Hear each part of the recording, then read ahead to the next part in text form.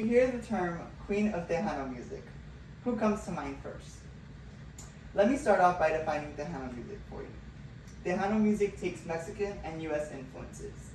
It's a type of music that incorporates Mexican, Spanish vocals and puts them with Czech and German dance rhythms. The first person that comes to my mind is Selena Quintanilla. She was a woman who started her career at a very young age.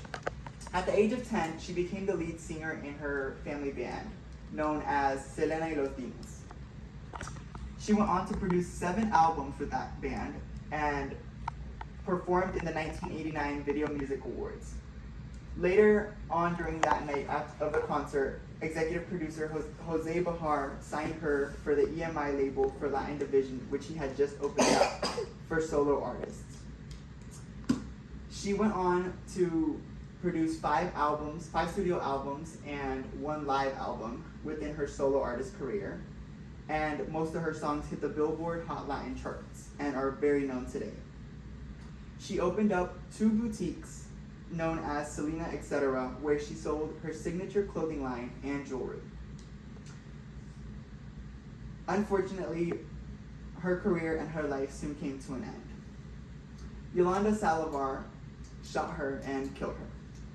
Yolanda was the person in charge of one of her boutiques in San Antonio, Texas. She was involved in an embezzlement of money, which her father soon found out. In January of 1955, her father started receiving calls that there wasn't access to memberships that they paid for.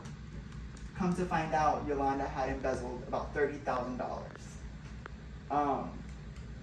Her father tried to stop the communication between Selena and Yolanda, but Selena wanted to continue the communication due to the fact that Yolanda was in charge of her financial documents. So later on, Yolanda said that she was sexually assaulted in Mexico. And so the morning of Selena's death, Selena and Yolanda go to the doctor's office so that she can get examined. And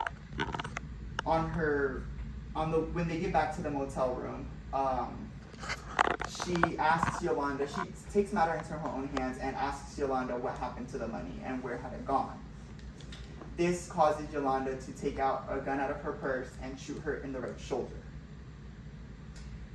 911 was called and she was transported to the Corpus Christi Memorial Hospital where she was pronounced dead. She died March 31st, 1995 due to severe blood loss and cardiac arrest. Yolanda later surrendered that evening to the police and took charge of everything she did. The governor at the time of Texas was George W. Bush. He made April 16th the Selena Day. The crime was so bad that during Yolanda's trial, she was getting called an old hag, a witch, and then people kept shouting things like kill her. And she was also referred to as a psychotic person. As the sentence became more known and news was spread about it, the Mexican American community was eager to find out the sentence. She was convicted with first-degree murder and charged with life in prison. She is actually serving in a maximum security prison in Texas and is eligible for parole March 30th of 2025, which is 30 years after Selena's death. Her legacy, however, still continues today.